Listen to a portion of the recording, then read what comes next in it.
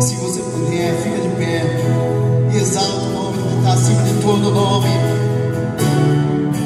Seja exaltado com toda a sua força. Seja exaltado, adore o Cordeiro. Seja exaltado, exaltado. Erga a tua voz, exalta o nome dele. Seja exaltado,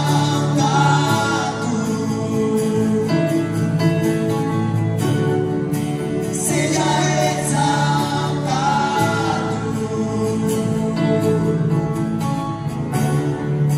seja exaltado, exaltado. O nome que está sobre todo nome.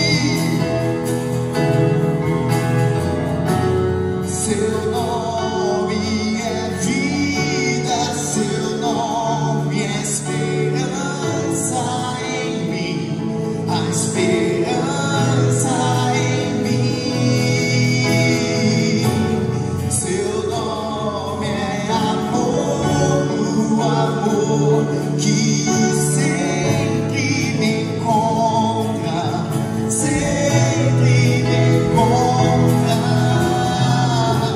Seu nome é vida, seu nome é esperança em mim, a esperança em mim. Seu nome é amor, o amor que sempre me encontra, sempre me encontra.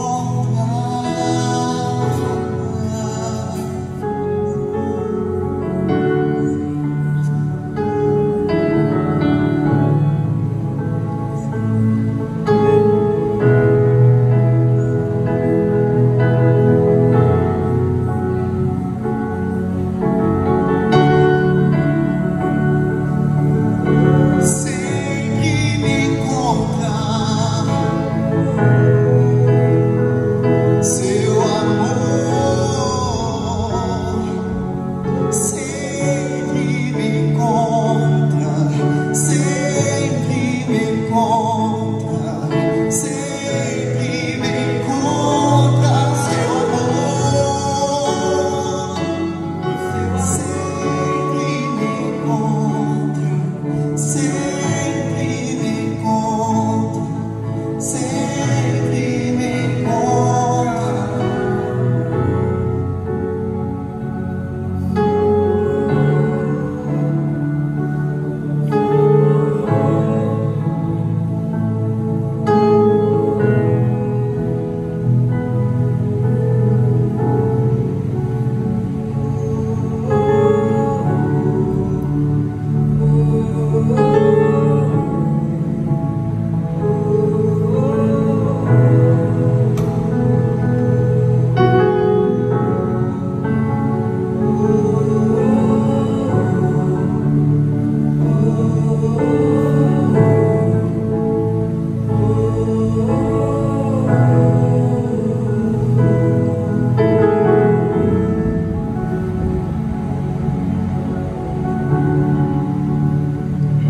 Louvamos o teu amor, Deus.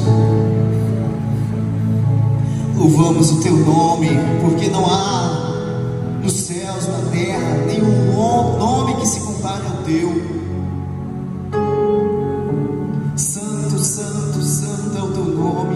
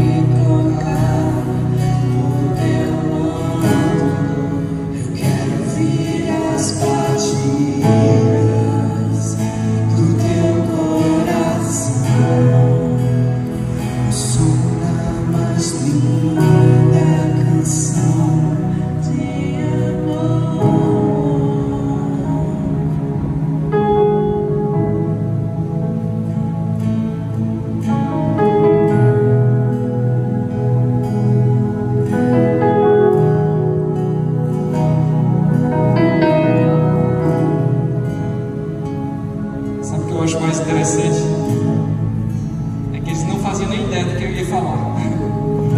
Mas essas duas últimas canções, de certa forma, confirmaram tudo o que o Senhor tinha colocado no meu coração para dizer para vocês hoje. Mas antes de qualquer coisa, eu gostaria de orar um pouco.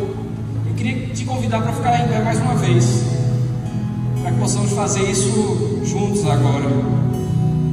Pai, aqui nós estamos diante de Ti e nós chegamos ao Teu encontro. Como fala essa canção aqui, nós nos humilhamos aos Teus pés, nós queremos ouvir o som do Teu coração, nós queremos ter sensibilidade a Ti. Ó Pai, que o Senhor possa ministrar ao nosso coração na noite de hoje, que o Senhor possa nos tratar, produzir frutos de justiça na vida de cada um de nós. Em nome de Jesus, que o Senhor venha com o Teu poder, todo ladrão da palavra, todo espírito contrário ao Espírito Santo de Deus, tudo que impede o Teu fluir na nossa vida e que venhamos a nos aproximar de Ti, na autoridade do nome de Jesus, nós cancelamos nessa hora, em nome de Jesus, que vai embora sem direito à volta, em nome de Jesus, amém? Podem sentar, meus irmãos. E era que primeiro vocês cantaram uma música que falava de alguém que ansiava pelo reino, né? Em cima da oração que Jesus nos ensinou lá em Mateus 6, né? Do tão conhecido Pai Nosso, que muitas vezes a gente repete mecanicamente, mas na oração do Pai Nosso, uma das partes mais marcantes que eu considero foi quando Jesus chegou e disse assim: que venha o Teu reino. E o reino é o governo de um rei, que precisa ser estabelecido na nossa vida, que precisa ser estabelecido na nossa casa, que precisa ser estabelecido na nossa vida profissional, que precisa ser estabelecido na igreja, na nossa nação, no nosso estado, na nossa cidade. Existe um governo que precisa ser estabelecido em tudo, e esse governo não é o governo de um homem, mas é o governo do Rei dos Reis. E eu diria que essa música ela tem tudo a ver com esse momento profético que nós estamos vivendo, porque nesse tempo, no calendário bíblico, o mês que nós estamos é o mês de Elu. E esse mês, o mês de Elu, era um mês bem típico. Era o 6º mês do ano do calendário bíblico, e era conhecido pelos hebreus, pelos judeus, como sendo o mês do favor de Deus. Então algumas coisas aconteciam. Era nesse tempo que eles diziam que eles conseguiam chegar mais perto de Deus. Para eles era um mês ou um tempo de fortalecimento, um mês de cura. Obrigado. Então era um mês extremamente especial para eles. Era um mês que o rei costumava ir para o campo. Ou seja, normalmente a maior parte do tempo o rei ficava no palácio, despachando e resolvendo as coisas do palácio. Mas no mês de Elu, o reino saía do palácio e o reino vinha até as pessoas, o reino ia até as pessoas. E é muito interessante, na noite de hoje, nós começamos aqui há pouco cantando: Teu reino vem, Teu reino vem. E depois, logo em seguida, dizer: venho a Ti. E era eram esses dois atos que aconteciam nessa época. Primeiro, o rei ia até o povo, e depois o povo ia até o rei. Era nessa época que uma pessoa saía da frente como se fosse um preparador da vinda do rei, alguém que anunciava a vinda do rei. E esse homem começava a gritar: atenção, o rei está vindo, preparem um caminho. O rei está vindo, preparem um caminho. E aí as pessoas já ficavam naquela expectativa, porque sabiam que os problemas poderiam ser resolvidos, porque o rei estava chegando. E aí qualquer causa que se tinha para resolver, aquele era o momento propício, porque as pessoas estariam livres para chegarem até a presença do rei. E ele daria boas-vindas e trataria de qualquer causa que lhe fosse apresentada. Então esse mês também era conhecido como o mês do arrependimento, o mês da misericórdia, o mês do perdão. E Elul vem em seguida de 2 meses, que no calendário bíblico eram os meses de Tamuz e de Av. E exatamente nesses 2 meses aconteceram 2 dos mais terríveis pecados cometidos primeiro por Israel. O primeiro foi o pecado do bezerro de ouro, onde eles levantaram lá um bezerro de ouro e disseram que era Deus, e aquilo foi abominável para Deus. E o segundo pecado foi quando Moisés enviou os espias para espiarem a terra prometida, e os espias desanimaram porque eles olharam a circunstância e disseram: essa circunstância é maior do que o nosso Deus, é maior do que nós. Mas na verdade, quando a gente diz que um problema é maior, é porque a gente está colocando toda a esperança e toda a confiança na força do nosso braço. E nós precisamos reorientar a nossa vida, precisamos dar um novo significado para a nossa vida e colocar a nossa confiança e a nossa esperança em Deus, porque Ele tudo pode. Então, quando você declara que Deus é maior, que Deus é grande, e inclusive eu estava lendo isso nesses dias, Neemias, quando viu toda a terra arrasada de Jerusalém, né, toda a muralha arrasada, ele chorou amargamente, mas diz a Bíblia que ele orou, e ele chegou e disse assim: Deus grande e temível. Então ele olhou o problema, mas ele disse: olha, existe um Deus que é grande, que é muito maior do que esse problema que eu estou vendo aqui. Existe uma dificuldade imensa aqui diante de mim, mas existe um Deus que se sobrepõe a tudo isso. Um Deus que é maior do que toda circunstância. Existe um Deus que é maior do que toda adversidade. Existe um Deus que é maior do que até a minha insegurança e minha falta de fé. E se eu confiar nele, tudo vai se resolver. E muitas vezes a gente coloca todo o nosso olhar na circunstância, mas nós precisamos aprender a olhar firmemente para Jesus, o autor e consumador da nossa fé. E é muito curioso que uma vez por ano o rei fazia isso, mas em Jesus nós temos acesso a isso o tempo inteiro. O tempo inteiro. Basta dobrar os nossos joelhos, né? Basta fazer uma simples oração. Podia cantar essa música aí?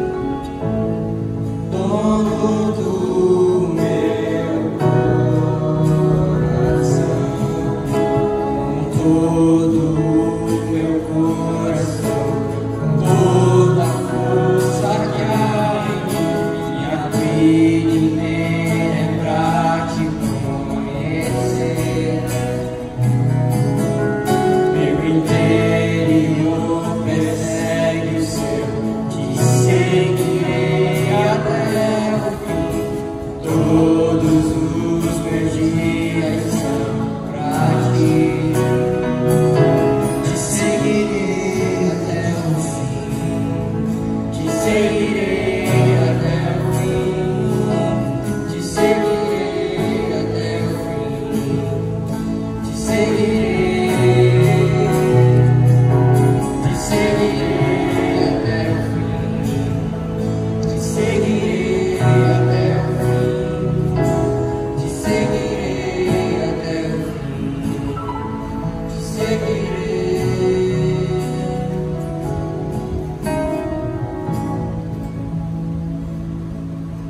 Então essas pessoas, quando iam ao encontro do rei, elas tinham essa certeza que diante de tudo aquilo que elas estavam passando, só tinha um rei que podia resolver. E essa é uma consciência que nós precisamos ter, que diante de tudo aquilo que nós estamos vivendo, diante de tudo aquilo que nós estamos passando, nós precisamos entender que só existe um que pode resolver, é o Rei dos Reis.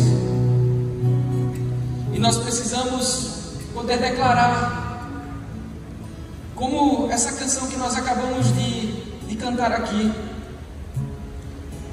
que na minha vida só tem o Senhor, não existe nenhum outro que seja igual a Ti. Tu és dono de tudo o que existe, Tu és o dono do meu coração, e com todo o meu coração, com toda a força que há em mim, a minha vida é toda para Te conhecer. O meu interior persegue o seu, eu vou te perseguir, eu vou te buscar, eu vou te seguir até o fim, não importa o que aconteça. Todos os meus dias serão para Ti. Nós precisamos aprender a nos render. Olha, queridos, hoje eu estou aqui com uma dor absurda. Já tem uns dias que eu tive um toxicólogo e eu não consigo nem me mover direito. Mas não vai ser isso que vai me impedir de buscar o Senhor. E muitas vezes a gente usa as feridas que nós temos como argumento para não buscar a Deus. Nós ficamos argumentando as dores, os momentos. Quando melhorar eu vou. Mas não existe isso. Nós precisamos ir. O rei está vindo, mas nós precisamos ir ao encontro do rei. Então era exatamente isso que acontecia. E essa palavra Elu, ela forma um acrônimo das letras iniciais de uma frase bem conhecida, que está lá em Eclesiastes, que diz assim: eu sou o meu amado, e o meu amado é meu. Então esse mês é um mês bem interessante, porque eu sou do meu amado, o rei está vindo ao meu encontro, né? E eu vou ao encontro dele. Ele agora me pertence, mas eu também pertenço a ele. E havia algo que acontecia, que era bem marcante, que antecedia isso. Eu queria que você abrisse a sua Bíblia em Isaías, no capítulo 40.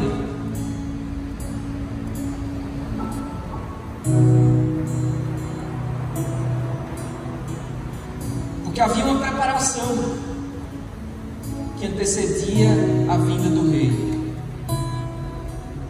E Isaías, capítulo 40, versículo 3, fala um pouco disso, quando diz, na verdade era algo profético do que aconteceria com Jesus. E diz: uma voz clama no deserto, preparem o caminho para o Senhor, façam no deserto um caminho reto para o nosso Deus. Todos os vales serão levantados, todos os montes e colinas serão aplanados, os terrenos acidentados se tornarão planos, as escarpas serão niveladas, e a glória do Senhor será revelada, e juntos todos a verão, pois é o Senhor quem fala. Então, antes do rei visitar uma população, um mensageiro tinha que ir na frente e anunciar, para que as pessoas preparassem o caminho. Então, o que é que eles faziam? Só para vocês entenderem. Muitas vezes essas cidades ficavam desprotegidas, essas cidades ficavam afastadas do castelo do rei. E o que é que eles tentavam fazer para, assim, como proteção? Eles deixavam a estrada ficar esburacada, eles permitiam que troncos caíssem e ficassem no meio do caminho. Então tudo aquilo, todo aquele atrapalho, os buracos, os montes, os troncos no meio do caminho, tudo aquilo de certa maneira retardava a chegada de qualquer inimigo. Mas assim como retardava a chegada do inimigo, também retardava a chegada do rei, a chegada do Senhor. Então tem muitas coisas que a gente coloca na nossa vida como proteção de supostos inimigos. Não quero mais sofrer de novo, ou eu não quero mais ser ferida, né? Muitas vezes as mulheres falam isso, eu não quero abrir meu coração, né? Eu já ouvi tanta gente dizendo assim, não quero machucar meu coração, né? Tem até umas frasezinhas feitas, eu não quero machucar meu coração, eu não quero sofrer de novo, eu não quero passar novamente pela mesma coisa, então agora vai ter que ser assim. Se quiser, vai ter que me aguentar, vai ter que ser do meu jeito. Dessa vez agora é do meu jeito, eu não vou mais fazer do jeito de ninguém. E aí a gente fica fazendo e erguendo esses verdadeiros obstáculos para a chegada de pessoas, mas também que acabam sendo obstáculos para a chegada da vinda ou para a chegada do rei na nossa vida. Então é importante que você reflita que para que o rei possa vir, você precisa preparar o caminho. E muitas vezes preparar o caminho significa ficar vulnerável, ficar desprotegido, ficar desprotegida. Significa muitas vezes abrir mão, assim, de ficar lembrando tanto do passado. Às vezes é preciso queimar o baú da infelicidade. Eu costumo brincar, tem um amigo que dizia que a esposa dele tinha um baú da infelicidade na mente. E o baú da infelicidade, ele até fazia uma alegoria, dizia que de vez em quando ela abria. E ele dizia que quando ela abria o baú da infelicidade era terrível, porque o baú, se ela levantava assim, era um baú grande, armazenava muita coisa do passado. E ele dizia que ela abria e o baú fazia. A poeira levantava, tudo ficava cinzento e ela prontamente, na velocidade daquela pessoa que trabalha em biblioteca, de bibliotecário, que sabia exatamente onde tudo estava arquivado, ela ia lá e fazia assim, ó. Ele dizia que ela fazia assim, achei. No dia 22 de dezembro de 1997, eu lembro às 7 horas da noite, 22 minutos e 35 segundos, eu lembro como se fosse hoje. Você fez igualzinho. E aí ele dizia, pronto, não me ferrei, né? E aí quando ele tentava argumentar, ela prontamente lançava a mão novamente no baú da infelicidade.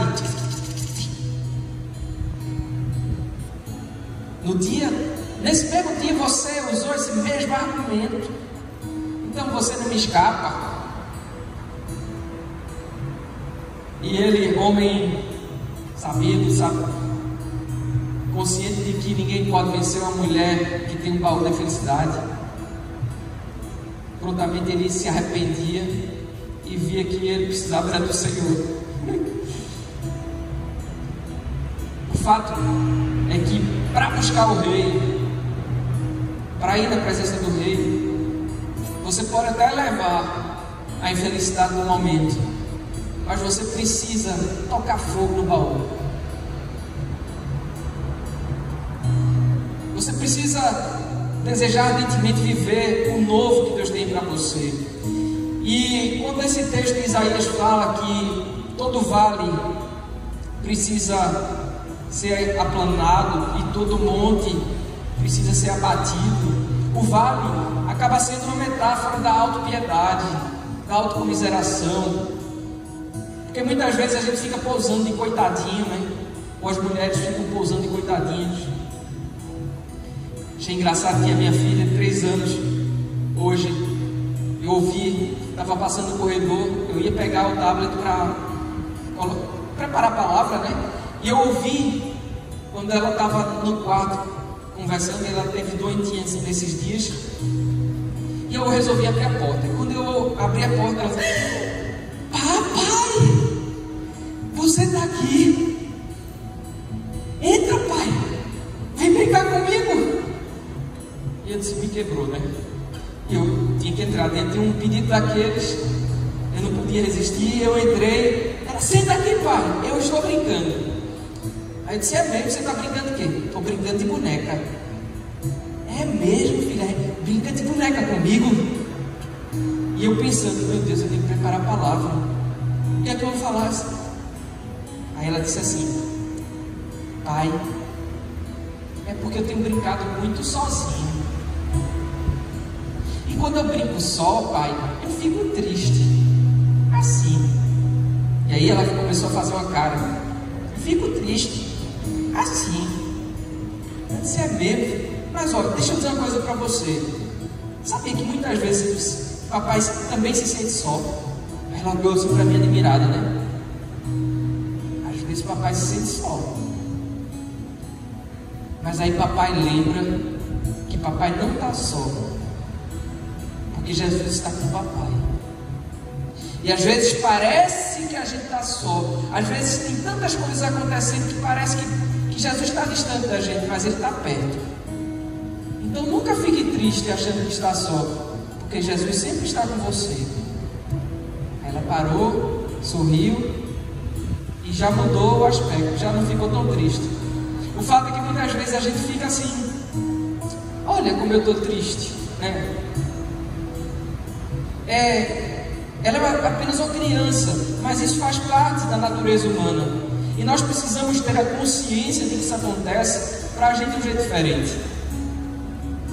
Os vales precisam ser nivelados e os montes também precisam ser abatidos. E quando se fala de monte, monte é uma metáfora do orgulho.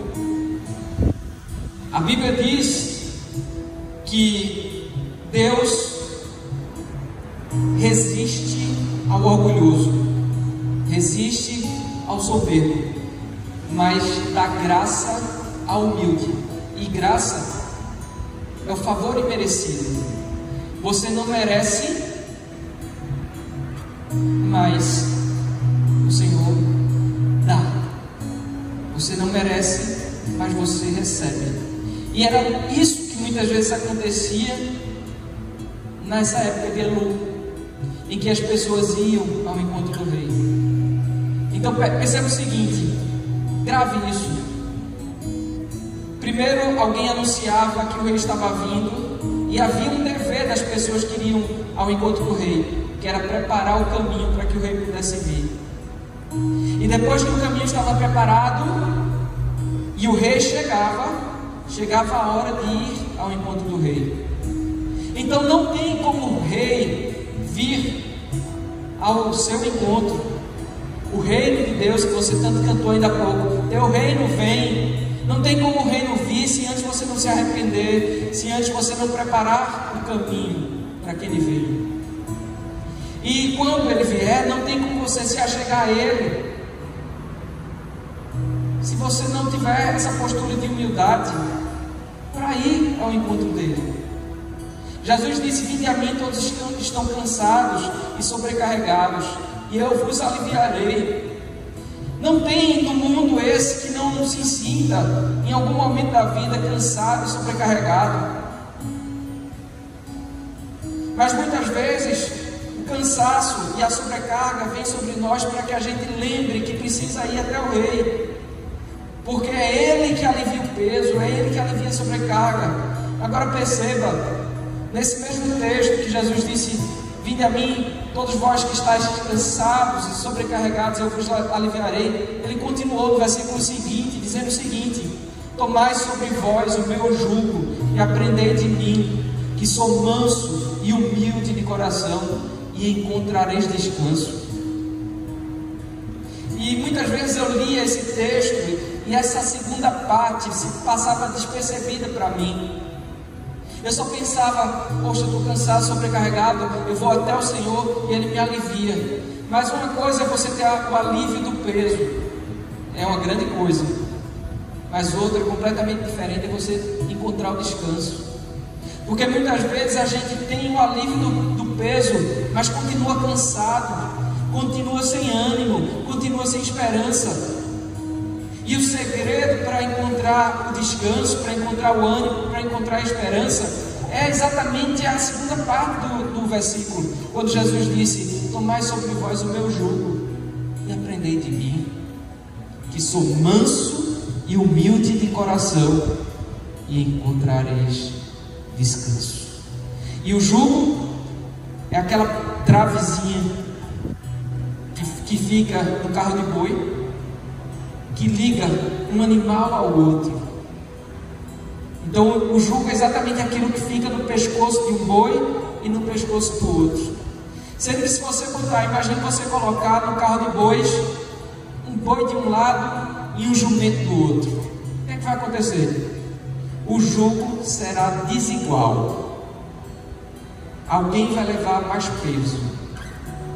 É por isso que Jesus diz: você tem que receber o meu jugo e você precisa aprender de mim, você precisa tomar minha forma, você precisa ver o compasso que eu ando, você precisa se mover junto comigo, você precisa ter uma estatura parecida com a minha, você precisa me obedecer. E se você fizer isso, você vai descansar, você vai encontrar esperança, você vai encontrar descanso.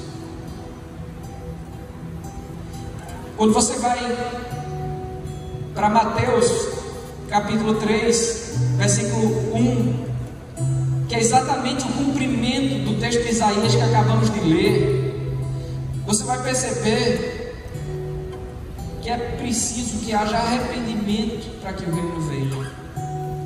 E foi exatamente isso que João Batista fez, como aquele mensageiro que vinha antes da chegada do rei. Diz aí nesse texto, no capítulo 3 de Mateus, que naqueles dias surgiu João Batista pregando no deserto da Judéia. Ele dizia: arrependam-se, pois o reino dos céus está próximo. Este é aquele que foi anunciado pelo profeta Isaías: vós que clama no deserto, preparem o caminho para o Senhor, façam veredas retas para Ele. Ok? Então olha que coisa.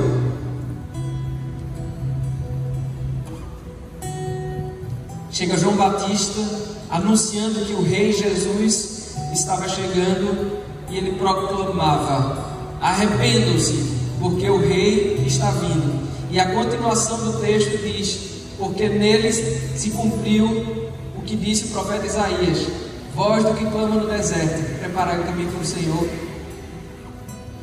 O que é que Isaías, ou melhor, o que é que João Batista pregou? Arrependam-se, o rei está vindo.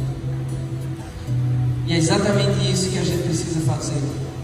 Nós estamos no tempo profético em que o rei vem, mas precisamos adotar a atitude de arrependimento para que o rei possa vir, para que o rei possa chegar, para que o reino venha.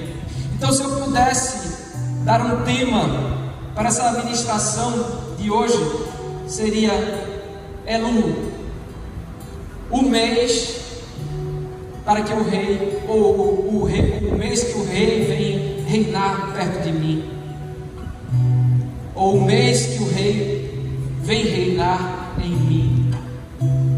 Você precisa ansiar, vivenciar esse reino.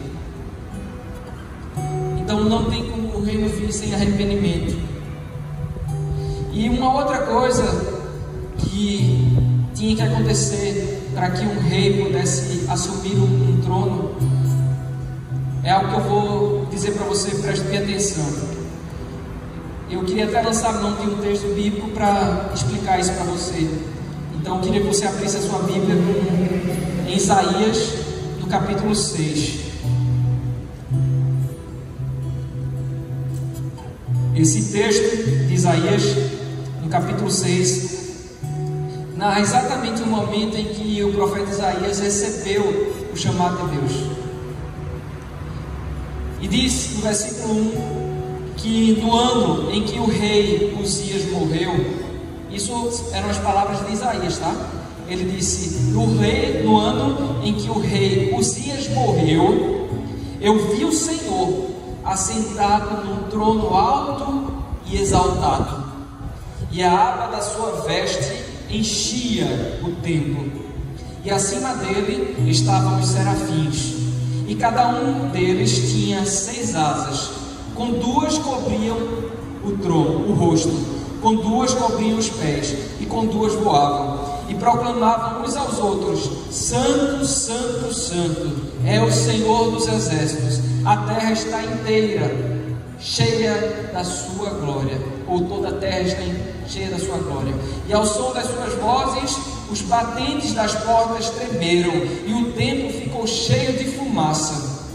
Então gritei: ai de mim, eu estou perdido, pois sou um homem de lábios impuros, e vivo no meio de um povo de lábios impuros. Os meus olhos viram o Rei, o Senhor dos exércitos.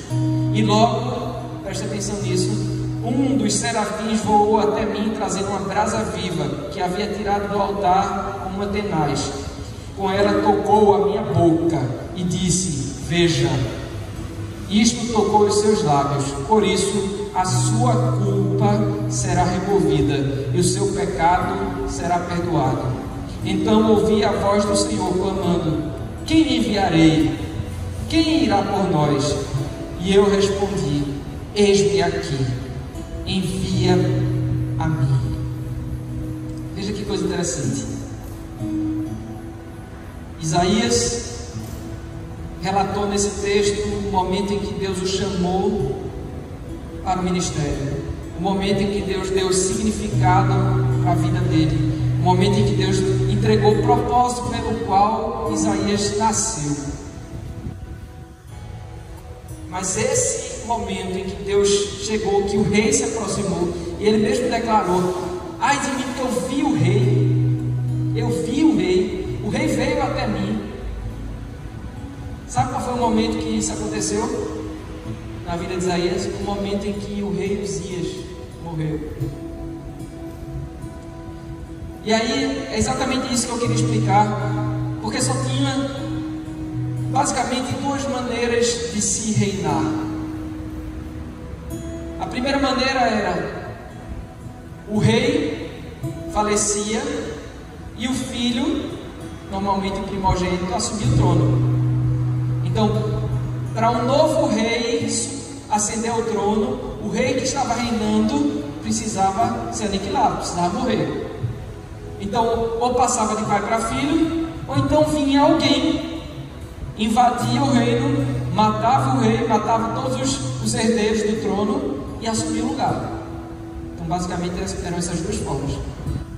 E aqui, o rei Uzias era um rei importante desse tempo aqui de Isaías. Hoje, as crianças brincam e cada um tem o seu super-herói, né? Quando eu era pequeno, tinha o He-Man, o Super-Homem, o Batman. Então, quando eu ia brincar, cada um menino chegava e dizia assim: eu sou o Super-Homem. Inclusive, eu testemunhei uma cena incrível na minha infância, que foi um guri que achava que era Super-Homem e se jogou assim, quase de uma altura, dessa altura assim. Ele se jogou e eu já era mais grandinho, ele era pequeno, um guri. E quando eu vi aquele pirraio voando assim, e caiu no chão, se pedaçou todo, eu fui correndo assim: por que você fez isso? Aí o amigo dele disse assim: ele disse que era Super-Homem. Mas, histórias trágicas à parte, no tempo de Isaías, todo mundo queria ser o rei Uzias. E o texto diz que exatamente no ano em que o rei Uzias morreu, e o rei Uzias era um rei bom, era um rei que era próspero, era um rei bem sucedido, por isso que era o super-herói de todo mundo. Exatamente nesse tempo em que esse super-herói, entre aspas, morreu, foi exatamente nessa hora de dor, de luto, de tristeza, que um novo rei chegou. E esse rei mudou a vida de Isaías. Então, o rei de Isaías deixou de ser o rei Uzias e passou a ser o rei dos reis. E aí tem uma lição muito importante que a gente precisa lembrar nessa noite. É a lição de que só um rei pode estar no trono do nosso coração, porque não era possível 2 reis reinarem ao mesmo tempo. Só podia reinar um rei de cada vez. É por isso que para um rei assumir o trono, o outro tinha que ser destituído, quer pela morte, quer por uma revolta, uma guerra, o que fosse. E eu quero dizer para você, existe um rei que de repente está no trono do seu coração, e esse rei precisa morrer hoje. Talvez o rei da sua vida seja o trabalho, talvez o rei da sua vida seja o dinheiro, talvez o rei da sua vida seja um sonho, talvez o rei da sua vida seja uma pessoa. Eu não sei qual é o rei, talvez seja um filho, mas seja qual for, você precisa tirar ele do trono do seu coração, e você precisa permitir que Jesus Cristo assuma o lugar. Ele precisa tomar o lugar dele. Tem até uma canção de um pastor que eu gosto muito, que eu acho que é Daniel de Souza, que ele canta assim que...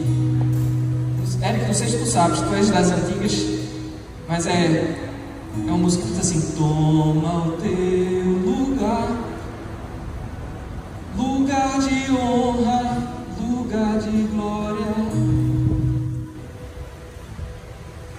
Existe um lugar que o Senhor precisa tomar na nossa vida.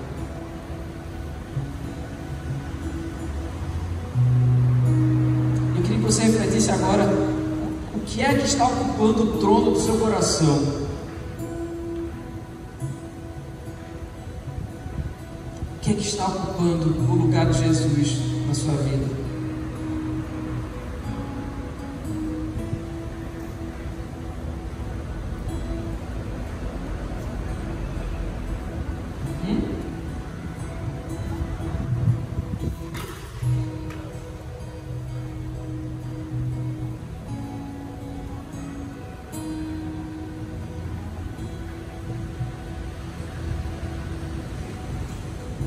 Lida já veio aqui, já tomou meu microfone,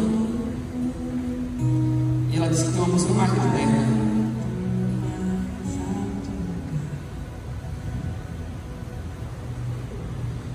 A gente está botando hoje todo mundo louvando o maior estreito, não é não?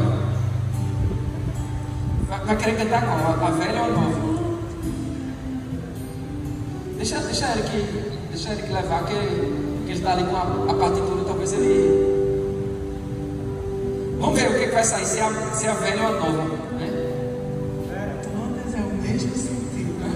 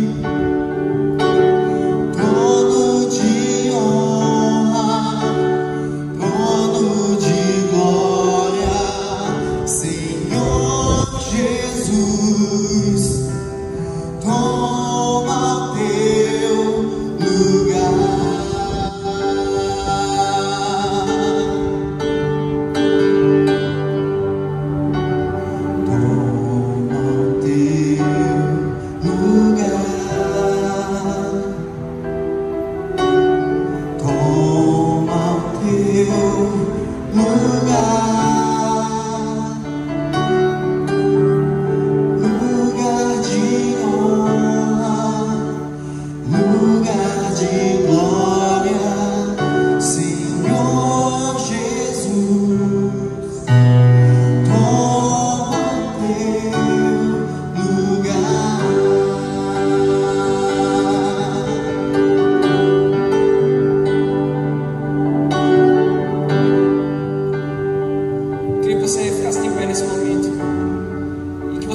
declarasse isso como uma oração para você, essa canção hoje.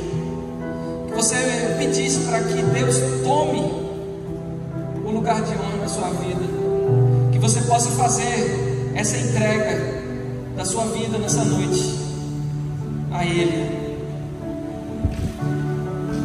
Que essa seja a sua oração.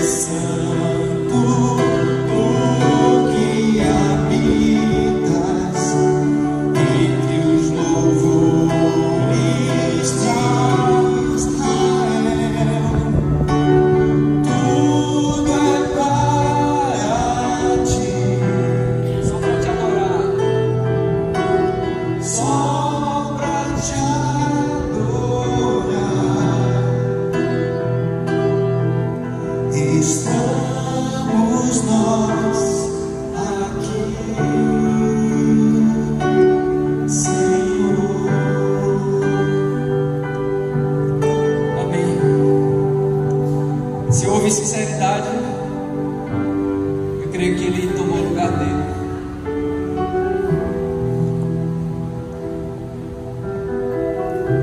Na Bíblia a gente vê a história de um homem chamado Nicodemos. Vocês podem sentar. E Nicodemos, uma certa vez, ele se aproximou de Jesus e ele chegou e disse assim: mestre, sabemos que ensinas da parte de Deus, pois ninguém pode realizar sinais miraculosos como esses que estás fazendo se Deus não estiver com ele. Mas em resposta, Jesus disse para ele o seguinte: eu te digo uma coisa, eu te digo uma verdade. Ninguém pode ver o reino de Deus se não nascer de novo. Mas Nicodemos ficou escandalizado com aquilo. E ele disse para Jesus assim: mas como alguém pode nascer sendo velho? É claro que não pode entrar pela segunda vez no ventre da sua mãe e renascer. E Jesus disse para ele o seguinte: eu te digo uma verdade, ninguém pode entrar no reino de Deus se não nascer da água e do Espírito. O que nasce da carne é carne, mas o que nasce do Espírito é Espírito. Não se surpreenda pelo fato de eu te dizer, Nicodemos, é necessário que vocês nasçam de novo. O vento sopra onde quer, você escuta a sua voz, mas não sabe de onde vem nem para onde vai. Assim acontece com todos aqueles que são nascidos do Espírito. E é interessante, pessoal, que a palavra novo, nascer de novo, essa palavra novo no original significa do alto. das coisas do céu.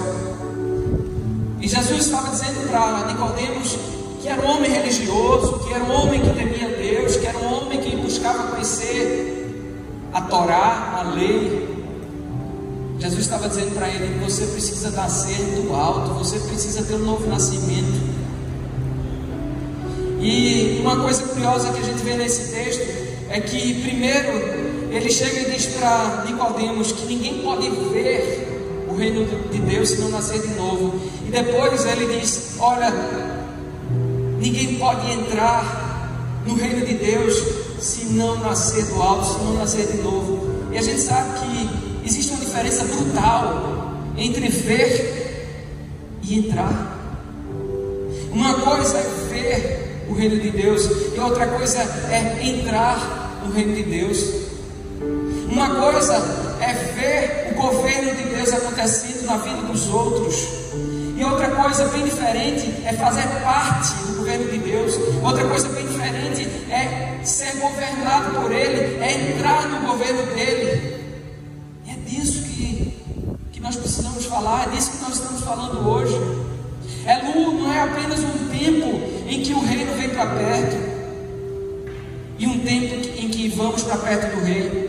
É um tempo em que o rei precisa vir, e o reino precisa acontecer na nossa vida. Ele precisa reinar, ele precisa tomar o lugar dele, o lugar de honra, o lugar de glória. Jesus precisa assumir o trono da sua vida, Jesus precisa assumir o trono do seu coração, ele precisa reinar. Chega de ser governado pela sua racionalidade, pelo seu intelecto, pela sua razão, pelo conselho de terceiros. Você precisa, eu preciso passar a vivenciar o governo de Deus. Ele precisa orientar a direção, ele precisa dizer em qual sentido eu devo ir, qual decisão devo tomar, qual escolha devo fazer. É por isso que somos muitas vezes tomados pelo desespero, porque estamos querendo reinar no lugar dele. Então, se há algo que eu posso dizer ou recomendar para você nessa noite, deixa ele reinar, deixa ele tomar o lugar, deixa ele assumir a posição de honra e de glória na sua vida. Declare de verdade, como foi cantado aqui, de todo o coração: teu é o reino, vem. Teu reino vem. Não faça do Pai Nosso algo mecânico, uma vã repetição. Permita que Ele venha. Entre no reino, entre no governo. Não se contente em ver o reino acontecendo na vida das outras pessoas.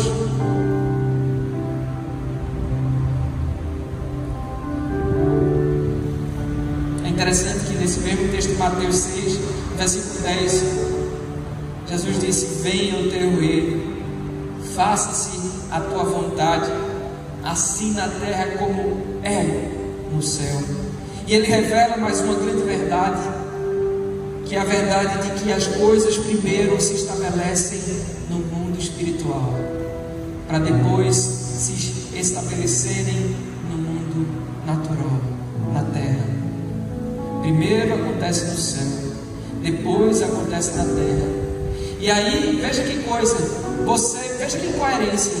Você quer viver os milagres do céu, mas você só quer andar na dimensão do natural, só quer andar na dimensão da terra, só quer se mover na dimensão da terra. Você quer governar a sua vida, você não aceita ser governado pelo Senhor, você não aceita que o Senhor reine sobre você, sobre a sua casa, sobre o seu trabalho, sobre tudo. Então você não quer viver o melhor de Deus para você. Sinto dizer para você isso. O apóstolo Paulo certa vez disse: não vos conformeis com este mundo, mas transformai-vos pela renovação da vossa mente, para que experimenteis qual seja a boa, agradável e perfeita vontade de Deus. Você quer viver a boa, agradável e perfeita vontade de Deus. Quer viver? Quem quer viver a vontade dele? Levanta a mão aqui para ver se tem gente disposta hoje. Nem todo mundo. Estou brincando. Mas vê, se você quer viver, a primeira coisa, Paulo deu a dica: não se conforme com a vida que você está vivendo hoje. E não se conformar com o mundo, que é, no caso é o que ele falou, é não tomar a forma do mundo. O mundo quer exercer governo, o mundo quer ter independência, mas a forma de Deus é que Ele governe e que a gente dependa dEle. Veja que coisa louca. Nós somos treinados desde pequenos para a independência. Eu achei interessante que a esposa minha decidisse assim para mim: nós vamos botar Sofia numa escola, numa metodologia tal, porque estimula a independência. Não foi? Sendo que nós precisamos aprender a ser independentes e aprender a ser dependentes do Senhor. E aí veja, você foi treinado a vida toda para a independência. Mas eu te quero hoje convidar para que você permita que o Rei venha reinar na sua vida e que você troque a independência pela dependência. Esse é o segredo da felicidade. Nós precisamos ter significado na nossa vida. Nós estamos tendo a oportunidade de fazer um curso de empreendedorismo cristão. E eu estava ouvindo ontem a ministração de... Esse curso vai ser ministrado por grandes empresários e líderes do Brasil, empresários cristãos. E eu estava ouvindo de um deles algo interessante. Ele dizia assim que... Para que você quer enricar?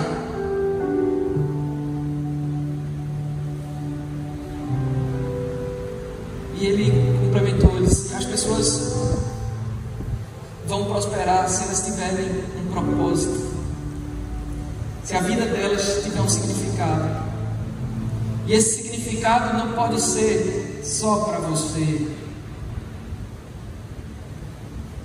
Você precisa desejar prosperar para que você possa ser bênção na vida de outras pessoas. Quando a nossa vida passa a ter significado, tudo flui de um jeito diferente. Que possamos ser amigos do Senhor. Amém? Queria orar por você.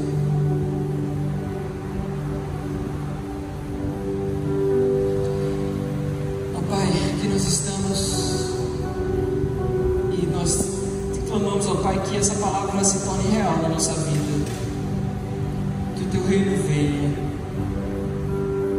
mas nós queremos correr para Ti, nós queremos correr para Ti, Senhor, essa noite. Nós estamos cansados, sobrecarregados, mas nós sabemos que em Ti existe solução, porque Tu és o Rei que tens todo o poder nas mãos.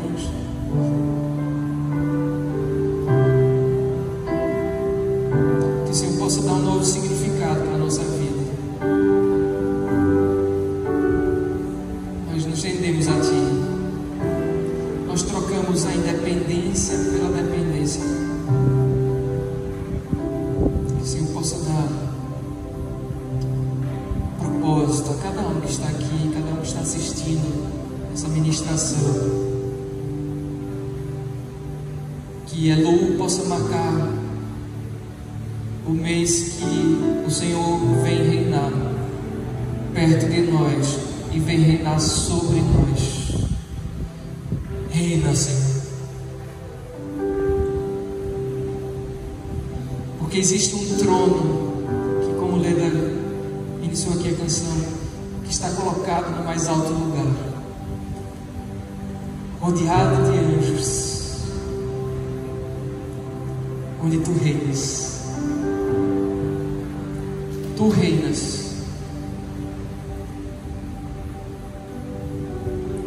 E no trono do nosso nosso coração, ou do trono do nosso coração, nós removemos todos os reis falsos que nós entronizamos durante toda a nossa vida. Eu queria te convidar para fazer isso agora. Que você possa... Eu creio que o Espírito Santo está falando do seu coração agora, revelando todos os reis falsos que estavam sentados no trono do seu coração. O Espírito Santo revela esses reis falsos que estão reinando no teu lugar. E de posse dessa revelação, meu irmão e minha irmã, eu queria convidar você a se arrepender nessa noite, a se arrepender e a convidar Jesus para tomar esse lugar de honra, esse lugar de glória.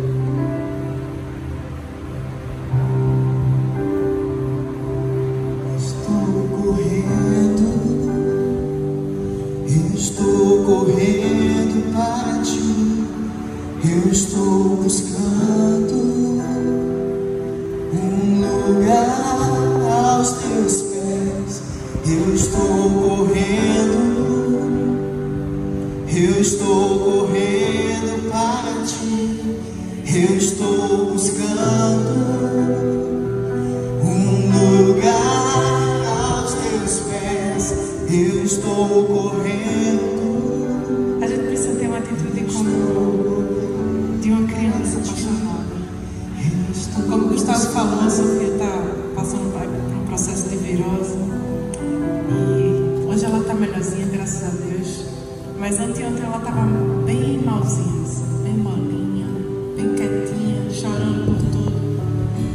Aí eu cheguei assim para dar um remédio que ela não gostava, né? Eu fiz, olha, você precisa tomar esse remédio, porque esse remédio é muito importante. Aí ela parou, ficou indignada, porque eu falei aqui. Ela olhou assim para mim e fez, não, mamãe, esse remédio não é importante. Você é importante. Esse remédio não é importante. Eu vou tomar, mas você é importante. Naquela hora Deus fez assim, ó, pá, como uma espada. E eu fiquei com isso na cabeça. Eu disse, meu Deus, é assim. Às vezes a gente fica tão preocupado com as circunstâncias, com isso, com tanta coisa, né? Aparece tanto problema, enquanto Deus está dizendo, opa, olha para mim, quem é importante aqui sou eu. A gente precisa ter o olhar de uma criança, entender que está precisando de um monte de coisa, mas que só tem uma pessoa que é importante, é o nosso Pai. Mas o nosso remédio, Ele, se a gente estiver com Ele, todo mais Ele fará. A gente precisa entender que às vezes a gente olha sempre para os lados e esquece